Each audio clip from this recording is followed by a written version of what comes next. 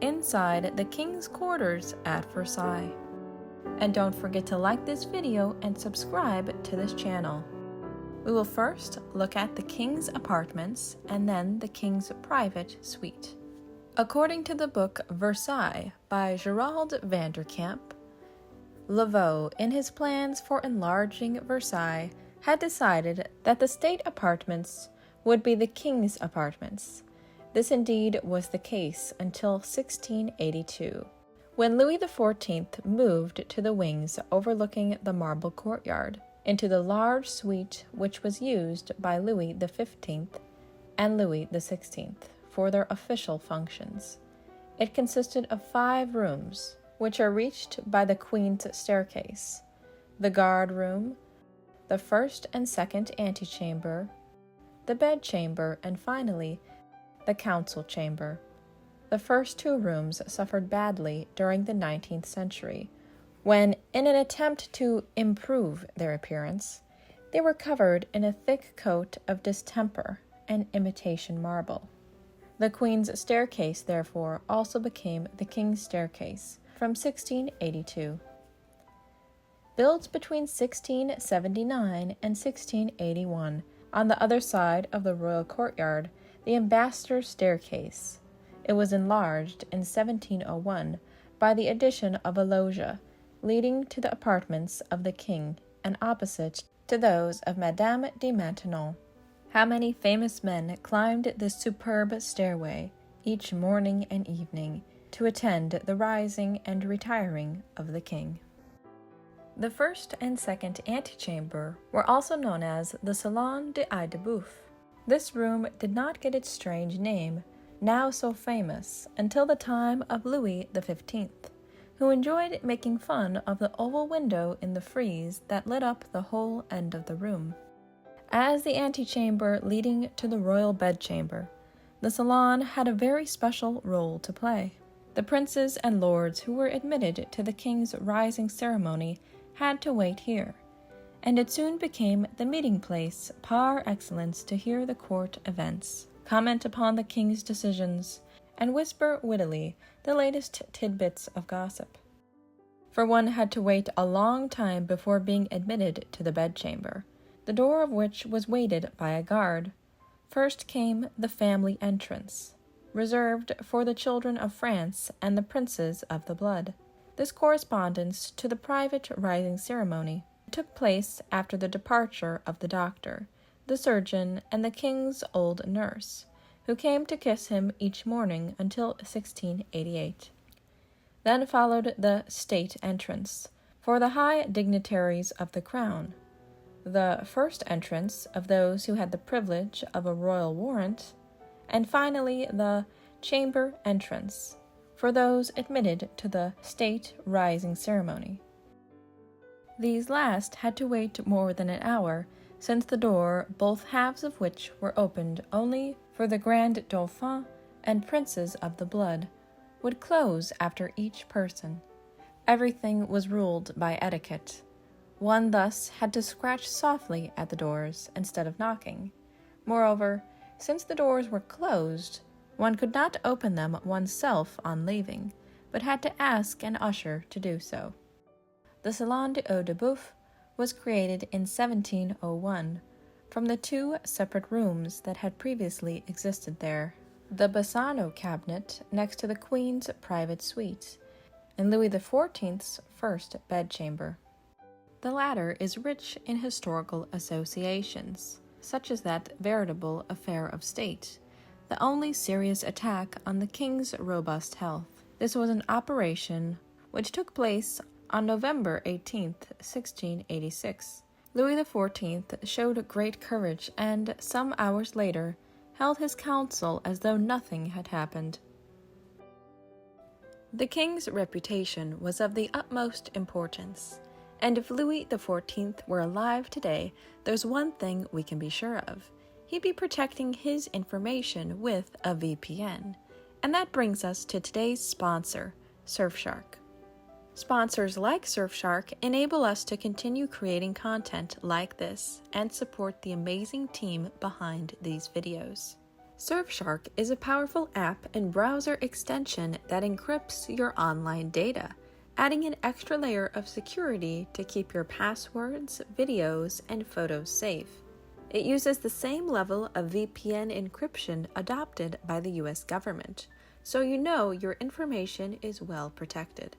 What makes Surfshark truly unique is that it is one of the few VPNs that allow you to use one account on an unlimited number of devices. But that's not all. Surfshark allows you to virtually place your computer or phone anywhere in the world, letting you access the internet as if you were actually in that country. This means you can unblock websites and content that are typically restricted in your region. For instance, you can access specific documentaries, films, and TV shows on Netflix or Hulu by simply switching your virtual location to the UK or any other country. Secure your privacy with Surfshark. Enter coupon code CULTUREDFAITH for an extra 4 months free. Surfshark offers a 30-day money-back guarantee, so there's virtually no risk. Try it out for yourself and see the difference. Simply click the link in the description to support them, support us, and surf the web safely from anywhere. The walls are lined with carved paneling, alternating with large mirrors and paintings. The most interesting part of the decoration is the attic frieze, on a white ground, richly ornamented with roses and a trellis like a network of gold. Upon this, children at play form a gilded bas-relief full of variety. Created with great freshness and inspiration, some of the infants are busy taming wild animals and playing with arms. Others leap, dance, or make music with lively grace, and all are carved by a team of excellent artists. Originally, the room included paintings by Veronese, which are now replaced by 17th century portraits. In a strange allegorical work by Jean Nocret, facing the door into the Hall of Mirrors, Louis XIV and the members of the royal family are portrayed in the guise of gods of antiquity. The entire decor of 1701 has remained intact, with the exception of the paintings. The most thorny problem faced by Mansart was the difference in the levels of the ceilings of the former bedchamber and the Bassano cabinet. In his journal, Mansart made a note of his master's decision to elevate the curved ceiling and raise the cornice as high as the square would allow, and to create above it an attic approximately 7 feet high, which would follow the slope. This attic would be crowned by a second cornice, and to decorate the said sloping attic, to create a sort of continuous frieze of cast plaster bas-reliefs representing the games of children. This account shows us that Louis XIV never gave his architects free rein. The role played by the king in the decoration of Versailles was therefore by no means negligible. The King's Bedchamber. The whole of Versailles radiated out from the bedchamber of Louis XIV, which is its geometrical center. This is the meeting and starting point of the axes along which Lavaux, Mansart, and Le Notre aligned the palaces, avenues, and lakes. Each morning, the first rays of light struck the windows of the room where the Sun King slept. It was an old tradition in France that the royal bedchamber should be the center of the palace. As we have seen, it was not until 1701 that this custom was put into practice at Versailles. After the large-scale construction work by Lavaux in 1668, this room was named the Grand Salon. At that time, it was lit not only by the 3 windows to the east, but also by 3 to the west, which led to the terrace later filled by the Hall of Mirrors. Lying between the king's apartment and those of the queen, the Grand Salon filled the role later played by the Hall of Mirrors. Its decor altered when the latter was built in 1679 and was left intact from then on. The great white ceiling, The gilded paneling, broken by 16 tall pilasters flanking the doors, windows, and mirrors, all date from that time. During the same period, the facade overlooking the Marble Courtyard was altered and embellished. The rectangular windows were arched and opened onto a gilded balcony supported by 8 marble columns, and the whole facade was crowned with stone carvings of the figures of Mars and Hercules. The year 1701 saw large-scale construction work on all the king's apartments. It was then that the Grand Salon became the king's bedchamber. The 3 blocked French windows on the west were removed to make way for the large inset archway forming the alcove. In the center, above the cornice, the king ordered the creation of a richly ornamented mosaic ground, in the middle of which a beautiful figure representing France would be seated on trophies, beneath a rich canopy attached to the top of the arch and held at the corner by 2 genii, and for the corners of the ceiling above the arch to be adorned with 2 figures of fame. This statue of France above the bed, watching over her king in its slumber, was the work of Nicolas Cousteau. Another one of the most important architectural elements is the balustrade, which has been meticulously preserved. It is there to protect the royal bed in the same way as it protects the altar in the chapel and delineates the limit beyond which one may not pass. From a book in 1708, it tells us that a valet remains seated on the inside of the balustrade to guard the bed, and at mealtimes one of his fellow valets takes his place. This valet must guard the bed and prevent anyone within the enclosure from approaching it. The ushers keep their eyes open for anyone who might put his hat on, comb his hair, or sit down in the chamber, on the seats, on a table, or on the balustrade of the alcove. When the king leaves the Chateau of Versailles for a few days, a valet remains there to guard the bed, and sleeps at the foot of His Majesty's bed. The bed then symbolized the sanctuary of royalty, and it was of the utmost splendor. Flabian gives us several details which are completed by other visitors of the time, and corroborated by the precious archives of the former Crown Furniture Repository. The walls of the alcove and the bed were hung with the same type of fabric, altered according to the seasons. The bed, as Flabian describes, is hung with crimson velvet, so richly covered with gold embroidery that the background can hardly be made out. The velvet was intended to warm the room in autumn and winter, and, in these periods only, 2 paintings were hung on either side of the bed: the David, which is now in the Salon de Mars, and Saint John, attributed at the time to Raphael. The furnishings were completed by door curtains to protect the entrances, 12 folding stools, 2 armchairs in the alcove, and crimson curtains for the 3 large windows overlooking the Marble Courtyard. The brocade or velvet hangings were particularly sumptuous. The best known of all is undoubtedly the one delivered for the winter of 1701, a crimson velvet, superbly embroidered with gold thread, which Louis XVI, unable to have it restored because it was worn, ordered it to be burnt to retrieve the precious metal. The wall hanging was changed at the coming of spring, when the embroidered velvet made way for the richest brocades, woven from several hundred grams of gold.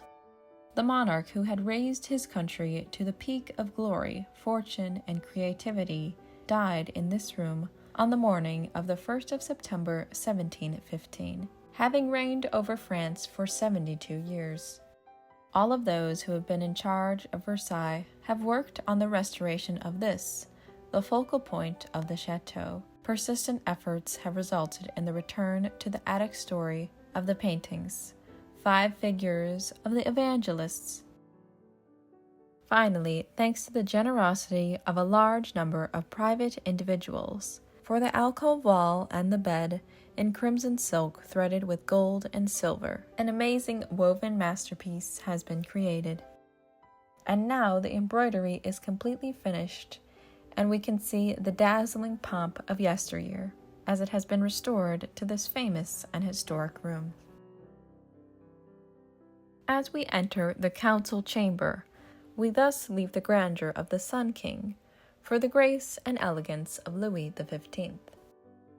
Gabrielle united into one vast room the two smaller ones that were previously here, Louis XIV's council chamber and the room, the Cabinet des Termes.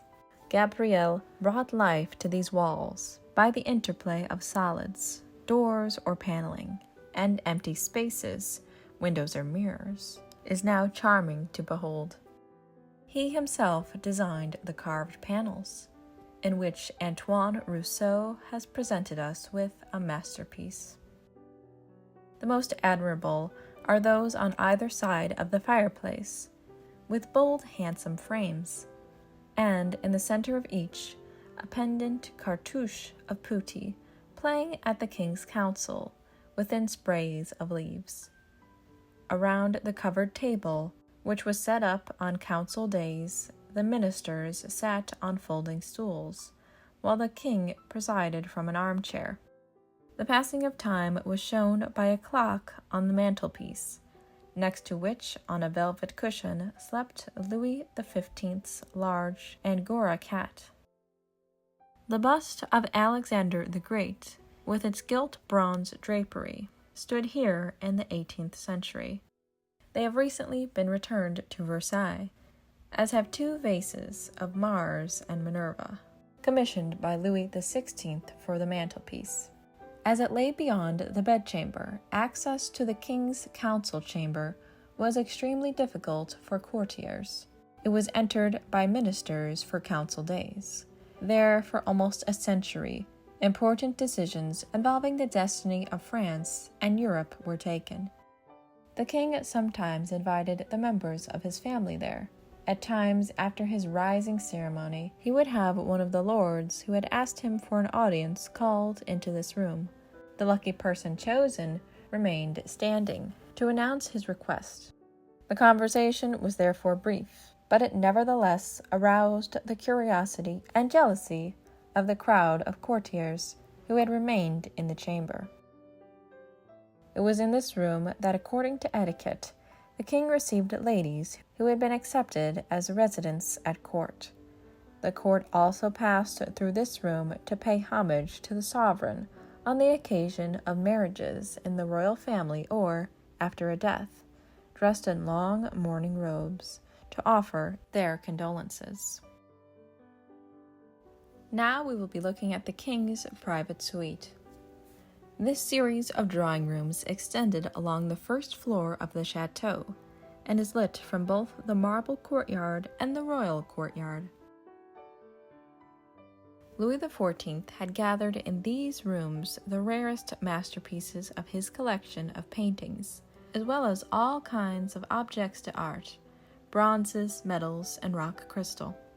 Louis XV considered this decoration uncomfortable, and in 1738 ordering his architect, Gabriel, to transform the whole apartment. Work continued until the end of his reign, and in 1774, Louis XVI created a new masterpiece, his library. Some of the splendid pieces of furniture commissioned by Louis XV and Louis XIV for these rooms, scattered during the Revolution, have been returned to their original places during the last 20 years and are offered for the admiration of all visitors to Versailles. The king's suite was reached from the ground floor of the royal courtyard through a guardroom which was partially destroyed during the last century. From there one took the staircase called the King's Steps and entered via the antechamber of the dogs. This room, where the kennels of Louis XV's little dogs stood, opened on one side into the after-hunt dining room, created by Gabriel in 1750, and on the other onto the clock cabinet.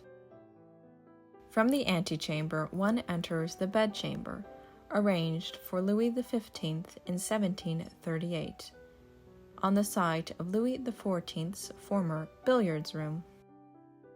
During the 16 years following his return to Versailles, Louis XV had slept each night in Louis XIV's bedchamber. He finally decided to leave this noble room in 1738 because, despite all the improvements made, it remained icy in winter. For the new bedchamber, Gabriel chose a room facing south, which he covered in pier glasses and carved paneling, which still remains there today. The bed was placed in an alcove originally flanked by large carved palm trees and closed off by a balustrade, which disappeared during the Revolution. This room was undoubtedly one of the most dazzling at Versailles during the 18th century. Today, to restore some life to it, a tapestry bedspread made in 1740 has replaced the royal bedspread, without, however, attempting to efface the memory of the splendid gold and silver brocade woven into the room. This fabric also covered the alcove walls, the 2 armchairs placed on either side of the bed, the 12 folding stools, and the curtains on the 2 windows. It was in this room that Louis XV, stricken by smallpox, died on May 10, 1774. Louis XVI used his grandfather's bedchamber and, in 1788, ordered the Rousseau brothers to renovate the decoration of the dressing room, which is entered by a door behind the hangings in the alcove. After many changes, the Cabinet de la Pendule was given its present appearance in 1760. For the wall opposite the windows, Gabriel designed a magnificent set of 4 panels, carved like those in the bedchamber, by Jacques Verberquet. The Rococo decoration was echoed by the lively gilt arabesques above the cornice. When supper was held in the adjoining dining room, the king and his guests would come here to finish the evening around a large number of game tables brought in for the occasion. Following Louis XIV's wishes, the court continued to gamble for high stakes in the 18th century. Fortunes were made in the matter of hours, but, on the other hand, players could be ruined and then had no choice but to hope for the king's generosity. The magnificent set of furnishings has been returned here. Against the east wall stands Louis XV's great astronomical clock, with its mechanism designed by the engineer Passemont. The clock is protected by a splendid gilt bronze case. It has been restored, and it shows not only the hours but also the day and the month, the phase of the moon, and the positions of the planets in the solar system. Recently, the extraordinary gilt wood barometer, carved in 1773 for the future Louis XVI, was placed opposite the clock. Against the walls stand the 4 so-called hunt tables, commissioned by Louis XV, between 1730 and 1757. Their stucco tops showing the plans of the royal hunting estates. Beyond the Cabinet de la Pendule lies the marvelous room that used to be one of the most important rooms in the palace, not only because of the role it played, but also because of the quality of its decoration and furniture. It was known as Louis XV's study. From 1738 to 1760, Gabriel transformed Louis XIV's former cabinet of paintings by adorning it with sumptuous gilded paneling carved by Verberquet. Situated in a corner of the building, this jewel has the advantage of having both an eastern and a southern outlook. Light flows in abundantly to add vibrancy to the gold of the wood paneling and bronzes. For his private study, Louis XV ordered the most splendid furniture ever made for the crown. Each article is a masterpiece. the quality of which saved it from being sold during the sales of the Revolution. Preserved within France, but scattered in various places, the furniture here has been brought together during the last 20 years after a great deal of effort, and bears witness once again to the supremacy of French art during the 18th century. The oldest piece is a metal chest delivered in 1739. It has 2 doors which hide the 14 rosewood drawers inside which the king kept in commemoration of the events of his reign. The marquetry is established with gilt bronze ornamentation, in which medals form garlands of flowers. The 2 corner cupboards are also metal chests, made in 1755 by Joubert. Under Louis XVI, these 3 pieces of furniture were considered unfashionable, and were therefore given by the king to the Royal Library in Paris. As for the top roll writing desk, it is rightly considered the greatest masterpiece of French cabinet making. The desk was delivered to the king in 1769 and did not leave this room until the Revolution. Of the furniture from Louis XVI's reign, 6 of the chairs, carved by Fouillet in 1774, and the clock from 1770 have returned some time ago to commemorate the bicentenary of American independence. The exceptional ornaments commissioned by Louis XVI in 1785 were returned to Versailles, 2 vases and a candelabrum. Here one often saw the most important persons at court come to sign marriage contracts of members of the royal family.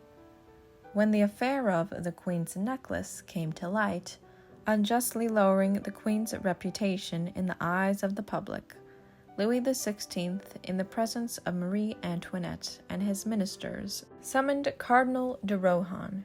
During his interrogation, discovered that he had been tricked. The fabulous diamonds he thought had been bought for the Queen were in other hands.